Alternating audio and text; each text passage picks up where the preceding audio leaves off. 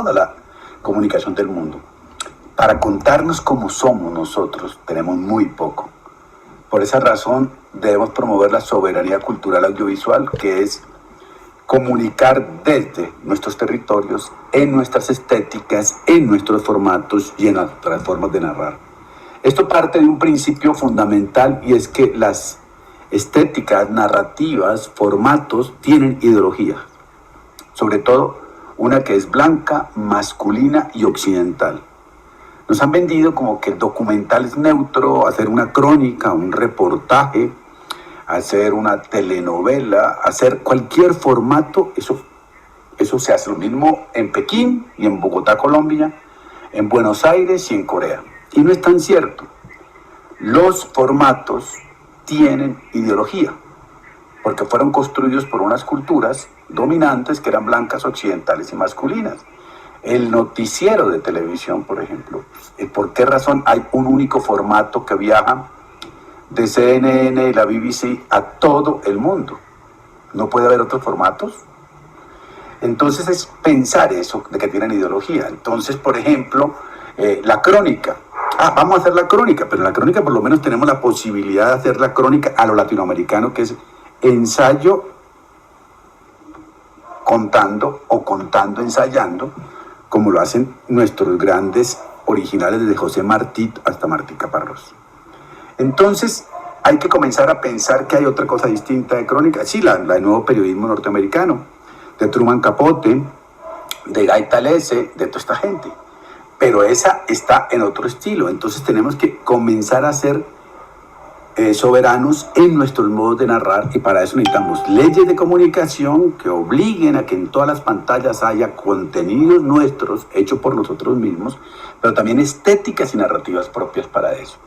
Esto se puede fundamentar, por ejemplo, hay un gran TED que pueden ver de Chimamanda Adichie, de la importancia de contar más que una historia, donde Chimamanda dice que el poder consiste en crear estereotipos que se cuentan en una sola historia, y en hacernos creer que esa es la única historia que tenemos nosotros. Los colombianos somos narcos, los argentinos solamente son futboleros y tangueros y desaparecidos. Entonces una sola historia se cuenta y la volvemos como nuestra y como única, con lo cual perdemos la dignidad de ser diversos y de ser diferentes. Por eso Chimamanda Adichie invita a pensar cómo se cuentan las historias, que son ideológicas. ¿Quién cuenta las historias? ¿Quién las enuncia? ¿Cuándo se cuentan? ¿Cuántas historias son contadas? Y todos estos temas dependen del poder. Por eso, la soberanía cultural audiovisual es una lucha por las historias, porque es para no tener una sola forma de contarnos a nosotros mismos, para tener múltiples historias para eso. Y la otra cosa que es vital es que nunca hay una sola historia de ningún lugar, de ninguna persona, de ninguna cultura, de ninguna sociedad. Entonces eso es absolutamente fascinante e importante. La clave para movernos de una historia a otra historia es, de alguna manera, comenzar a enunciar desde nuestras estéticas, narrativas, sentidos, territorio. Es algo que no hemos practicado mucho, no sabemos cómo se narra desde Buenos Aires, pero sabemos muy poco cómo sería hacer una narrativa audiovisual desde Salta o desde la Patagonia, o desde Santiago, los Mapuche, o desde lo afrocolombiano. Hemos experimentado algunas narrativas desde la comida y la música, pero muy poco desde el audiovisual. Digamos, de alguna forma las narconovelas podrían ser un intento colombiano. Las películas de Lucrecia Martel yo creo que son un intento por contar de otra forma distinta, feminista, femenina, salteña. Creo que hay búsquedas, pero no hemos sido capaces de asumir eso, porque en las universidades y en la industria seguimos insistiendo en que el formato es así, y realmente no es así. La salida está en enunciar interseccionalmente, o sea, en hacer una comunicación activista, en ser capaces de ponernos en acción y activarnos a partir de ser claros en el lugar de enunciación, enunciar teniendo en cuenta el concepto de clase, el concepto de raza, el concepto de sexualidades, el concepto de feminismos, de género. De ahí podemos encontrar otras narrativas que tenemos que experimentar e inventar. No están inventadas y hay que hacerlas y hay que mirarlas distintas. En un cuadro muy simplista basado en Carol Gilligan, por ejemplo, yo he hecho un contrapeso muy esquemato y estereotipado, que no es verdadero, pero es en áreas pedagógicas que lo cuento, de cómo serían las formas de narrar, por ejemplo, de dónde está lo masculino y dónde está lo femenino, para mirar solamente cómo sí hay cosas distintas. Por ejemplo, el criterio de narrar del masculino, del pensar, es lo legal, y es vamos por lo legal y busquemos lo legal, lo que lo legal diga es lo que se hace y no más, mientras los feminismos apuestan por lo vivencial, por lo experiencial. La actitud de lo masculino es mantener el statu quo, toda narrativa mantiene el statu quo, muy poco critica y deconstruye el statu quo, sino que lo critica, pero en formas de personas, pero no estructuralmente. La actitud de los feminismos es desocultar, develar, o sea, son narrativas que buscan develar algo, desocultar algunas, sobre todo las inequidades, desequilibrios, desigualdades que habitamos y discriminaciones que habitamos en la sociedad. La creación, en lo masculino es la competencia, todo el tiempo es luchar quién es el más grande, quién es el que llega primero, quién es el más sabio, quién es el más eso, lo pueden ver en el periodismo argentino, donde el periodismo se volvió una cosa de egos absolutamente impresionante, mientras en las mujeres es un poco más lo de sororidades, que llaman lo de hermandad, de compañerismos, de amistation, donde se encuentran para de alguna forma crear una economía de los vínculos y no de la competencia. La experiencia en lo masculino es el ego, es el yo.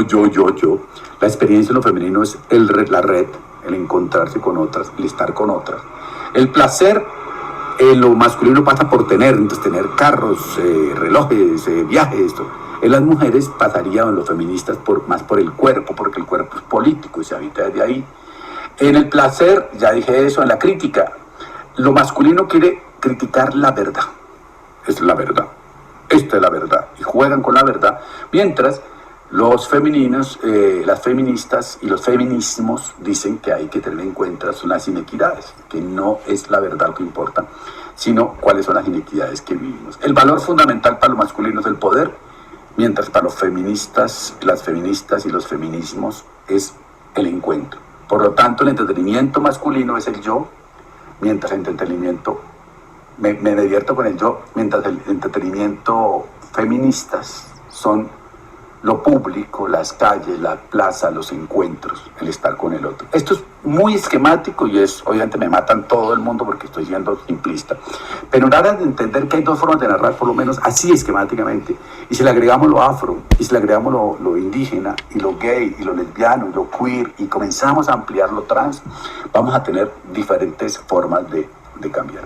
¿Cómo podemos hacerlo? Básicamente la clave fundamental son nuestros referentes culturales. Es cómo somos nuestros consumos culturales, de dónde nos nutrimos. Si nos seguimos nutriendo de una narrativa blanca, masculina y occidental, audiovisual, pues no vamos a cambiar. Entonces tenemos que ampliar nuestros consumos culturales para desde esa diversidad de formas de hacer lo audiovisual vayamos tomando otros referentes. O sea, no basta con que veamos solamente Netflix, sino que también tenemos que ver lo argentino, lo chileno, lo mapuche, lo afro, lo brasileño, lo iraní, lo japonés. O sea, ampliar eso, pero también dentro de la misma cultura argentina, por ejemplo, ampliar todas las formas de producción del discurso audiovisual y de las formas de hacerlo audiovisual. Entonces, la invitación es a recuperar la soberanía audiovisual.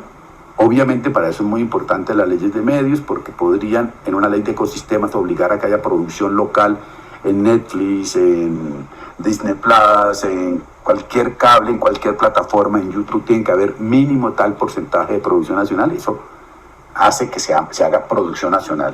En la época K I se produjo mucho en Argentina, es una buena época de soberanía cultural audiovisual. Y lo segundo, con que ustedes y yo que hacemos realización audiovisual intentemos contar en formatos, narrativas y estéticas que se parezcan a nosotros.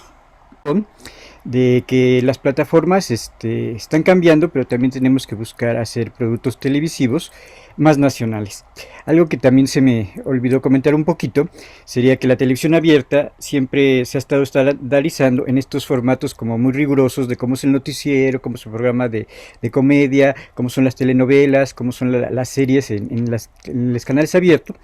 Y la diferencia con la televisión de streaming es que tiene muchísimos más formatos y va dirigido a muchísimo más público, ¿no? Entonces tú puedes ver más formatos de teleseries, más formatos de películas, más formatos de realities. Entonces tiene formatos más amplios, pero de todas maneras se sigue manejando a veces bajo esos mismos estándares de determinados tipos de formatos, ¿no?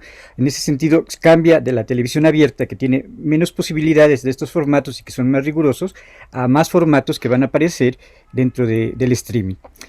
Vamos a pasar a ver algo que escribió Omar Rincón hace como aproximadamente 10 años y que tenía que ver con la reflexión de qué estaba pasando con las estéticas del 2000, ¿no?